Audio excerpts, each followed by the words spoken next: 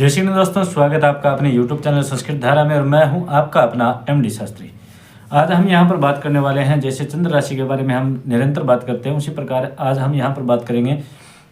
धनु राशि के बारे में जानकारी लेंगे। यहाँ पर हम आपको ये एक बात स्पष्ट कर देते हैं कि चंद्र राशि की बात अगर हम करते हैं तो इसका मतलब क्या है कि चंद्र राशि के अंदर एक राशि के लाखों करोड़ों लोग होते हैं, तो ज़रूरी नहीं है सबके ऊपर इस चीज़ का प्रभाव पड़े, परंतु बहुत सारे लोगों पर इसका प्रभाव पड़ता है, ये कह सकते हैं अपने। अगर आपको अपने बारे में जानकारी लेनी हो तो आप अपने जन्म कुंडली के बारे में पूरा विश्लेषण करवा सकते हैं, अपने ग्रह नक्षत्रों की जानकारी पूरी ले सकते हैं। उसके लिए आपको अपने DOB जो आपकी जन्म तिथि वगैरह वगैरह जो भी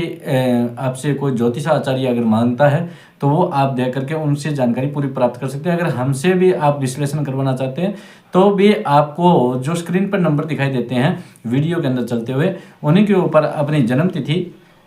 समय और जन्म स्थान ये सारी चीज़ें डालनी होगी, जिसके कारण से आप विश्लेषण करवा सकते हैं।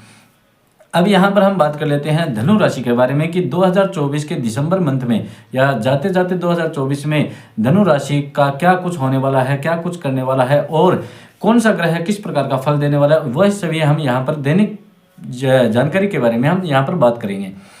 स्वास्थ्य के बारे में अगर हम बात करें तो देखो भैया, सबसे पहले मैं आपसे बताना चाहूँगा कि धनु राशि के जो सूर्य भगवान है वो आने वाले समय के अंदर धनु राशि के अंदर परिवर्तित होने वाले अभी 15 तारीख को। तो उस वक्त तो आपके लिए बहुत ही सौभाग्य की बात होगी कि सूर्य भगवान जो है ऊर्जा का कारक होता है, और सूर्य भगवान जब उस राशि के अंदर यानी आपकी राशि के अंदर आएंगे तो आपको भरपूर ऊर्जा देंगे। यश, मान, कीर्ति, पद, प्रतिष्ठा सबके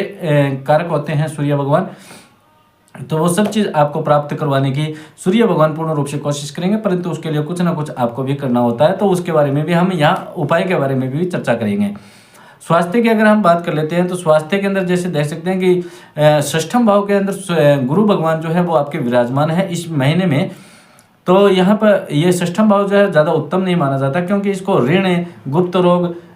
गुप्त शत्रु या फिर कह सकते हैं कोई लोन इत्यादि, इन जो झंझट होते हैं इनके अंदर हमें फंसना पड़ सकता है, या फिर कह सकते हैं कि कोई कोर्ट कचहरी का चक्कर होता है उसके अंदर समस्या आ सकती है। ऐसी समस्याएं यहाँ पर षष्ठम भाव से देखी जाती हैं।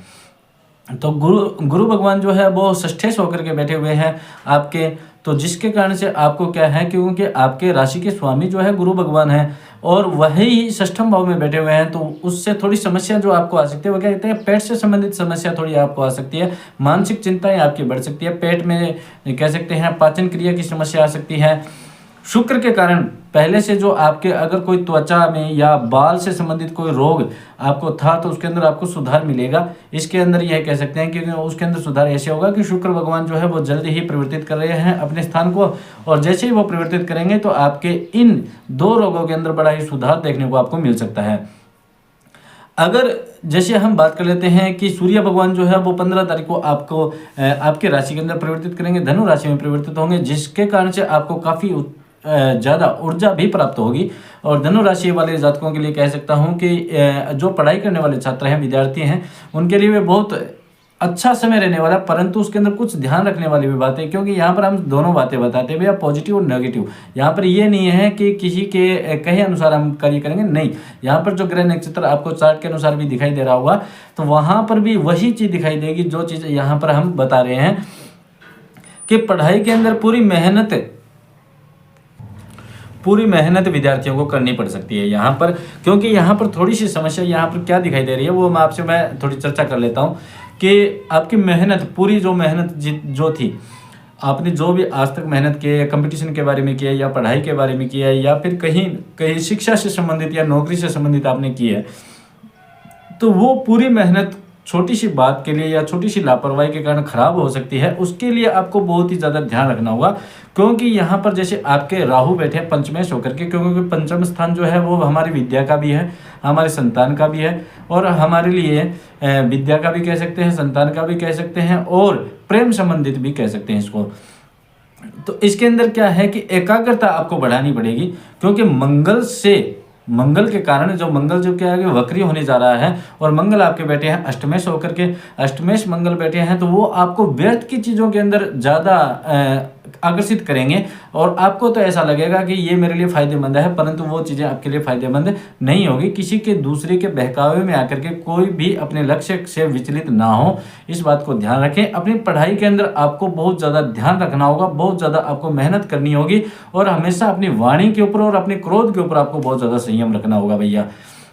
दूसरी बात हम यहाँ पर बात कर लेते हैं कि किसी भी प्रकार से षड्यंत्र भी आपके प्रति हो सकता है, जैसे कोई नौकरी कर रहा हो या फिर कोई व्यवसाय कर रहा हो या फिर घर और परिवार के अंदर भी ऐसी बातें होती रहती हैं। तो वो षड्यंत्र जो होते हैं उन षड्यंत्रों में आप ना पड़ें। लेकिन 15 तारीख के बाद में जैसे ही भगवान सूर्य भगवान आपके राशि के अंदर आएंगे तो आपको हर चीज़ से अवगत करवाएंगे, आपको बहुत ज़्यादा ऊर्जावान करेंगे। जो लोग आपको ये समझते थे ये कुछ नहीं कर सकता, ये कुछ नहीं है, इसके अंदर कुछ सामर्थ्य नहीं है, वो सारी चीज़ें आपकी, जो लोग आपको आज तक नेगेटिव सोच रहे थे वही लोग आपको पॉजिटिव सोचने लग जाएंगे। आपका एक आकर्षण बढ़ेगा, क्योंकि शुक्र भगवान जो है वो आकर्षण के भी केंद्र हैं, कारक भी हैं। तो वो आपका आकर्षण बढ़ाएंगे, जिससे आपको सामाजिक संस्थाओं में या सामाजिक जो हमारे कार्य हैं उसके अंदर आपको एक अच्छा लाभ मिल सकता है। फिर कह सकते हैं जो प्रतियोगी परीक्षाओं का जो कार्य करने वाले जो विद्यार्थी हैं उनको बहुत कठिन परिश्रम करना पड़ेगा, बहुत ज़्यादा परिश्रम की यहाँ पर दिखाई दे रहा है और उनको परिश्रम करने से लाभ भी मिल सकता है। परंतु याद रख लेना, व्यर्थ की चीज़ों के अंदर जैसे मोबाइल इत्यादि है, इन चीज़ों के अंदर अगर आप अपना समय व्यतीत करेंगे तो इससे आपको काफ़ी नुकसान भी उठाना पड़ सकता है। अब बात कर लेते हैं थोड़ी सी लव रिलेशन के बारे में। कहते हैं लव रिलेशन में जो आज तक विचलित चल रहा था आपका समय, आपने देखा होगा कि पीछे आपकी काफ़ी अनबन चल रही थी, कोई किसी से बात नहीं कर रहा था या कोई बात बिगड़ गई थी या फिर आपका पार्टनर आपसे गुस्सा हो गया था या फिर रुष्ट हो गया था, ऐसी कोई समस्या थी तो उसमें थोड़ा सुधार होता हुआ यहाँ पर शुक्र भगवान के कारण दिखाई दे रहा है। परंतु फिर भी यहाँ पर राहु के कारण कुछ समस्याएं आ भी सकती हैं, क्योंकि राहु आपके पंचम भाव में बैठे हो भैया। राहु का काम है बीच बीच में हमेशा रुकावटें पैदा करना, ठीक है। तो राहु का उपाय जरूर कीजिएगा, जिसके कारण से आपको काफ़ी रिलैक्स मिलेगा, काफ़ी आराम मिलेगा आपको, ठीक है। और फिर कहते हैं कि संबंधों में उतार चढ़ाव तो जो पहले ज़्यादा आ रहा था उसके अंदर थोड़ा कम होगा, परंतु उतार चढ़ाव आपको देखने को मिल सकता है यहाँ पर लव रिलेशन के अंदर। और फिर हम जैसे बात कर लेते हैं दाम्पत्य जीवन की, जो वैवाहिक जीवन होता है उसके अंदर काफ़ी सफलता और काफ़ी प्रबलता अब आपको देखने को मिलेगी। और गुरु के कारण जो आज तक क्लेश की समस्या आपने देखी होगी कि घर के अंदर थोड़ी बहुत क्लेश होता जा रहा था, उसके अंदर भी सुधार होगा। शनि से लाभ आपको मिलेगा, शनि के कारण, क्योंकि शनि मार्गी हो चुके हैं, उनसे आपको काफ़ी लाभ मिलेगा। शनि भगवान जो है वो तृतीय से होकर के बैठे हुए हैं आपके और खुद के घर में बैठे हैं, तो आपको स्थिरता भी देंगे, आपको काफ़ी लाभ भी देंगे। आपके वैवाहिक जीवन में जो आज तक क्लेश हो रहा था उसके अंदर भी सुधार करेंगे। और आपने देखा होगा कि आपका जो धन था वो अभी तक ज़्यादातर दवाई इत्यादि या रोग इत्यादि के ऊपर लग रहा था, तो उसके अंदर भी काफ़ी कमियाँ आएगी। आप इस चीज़ को महसूस करोगे कि इस महीने में आपको रोग के ऊपर इतना धन खर्च नहीं करना पड़ेगा।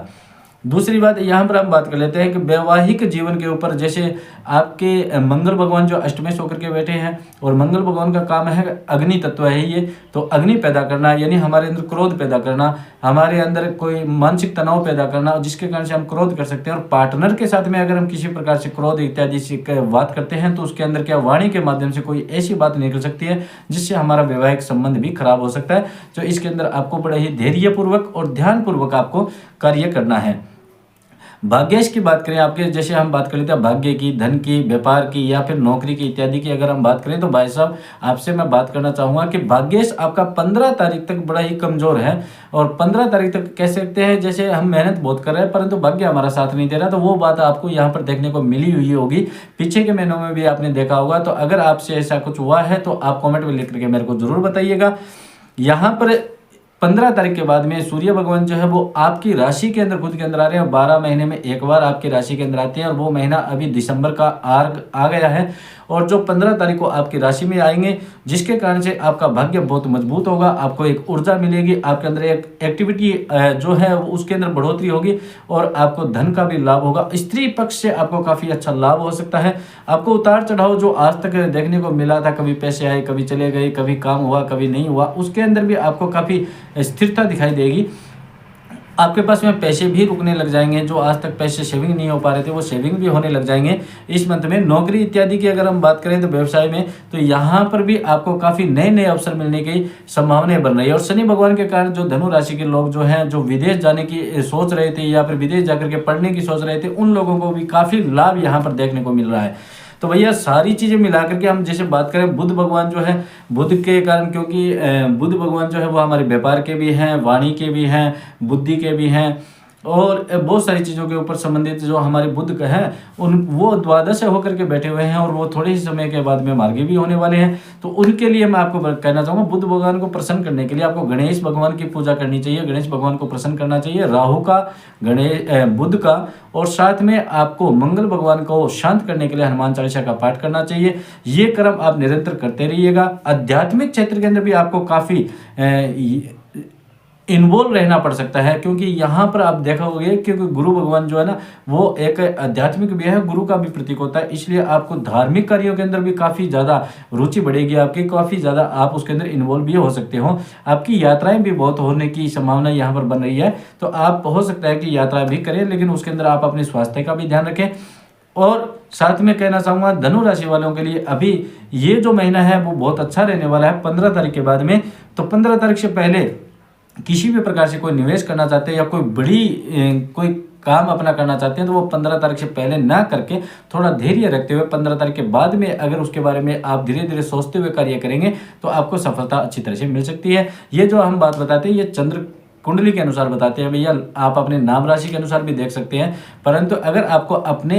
खुद के बारे में, पूरी जन्म कुंडली के बारे में जानकारी लेनी हो तो खुद की आपके जन्म कुंडली की डेट ऑफ बर्थ वगैरह जो है वो आपको जो स्क्रीन पे नंबर दिखाई दे रहे हैं उसके ऊपर डालना होगा, जिससे आपको विश्लेषण पूरा बतलाया जा सकता है। और आपके ग्रह नक्षत्र कैसे बैठे हुए हैं वो तो आपकी कुंडली के अंदर ही देखा जा सकता है, परंतु हम यहाँ पर बात करते हैं केवल और केवल मंथ के गोचर के बारे में, जिसके बारे में हमने आपसे चर्चा की। आपको वीडियो अच्छी लगे तो लाइक, शेयर और सब्सक्राइब जरूर कीजिएगा। जय श्री गणेश, राधे राधे।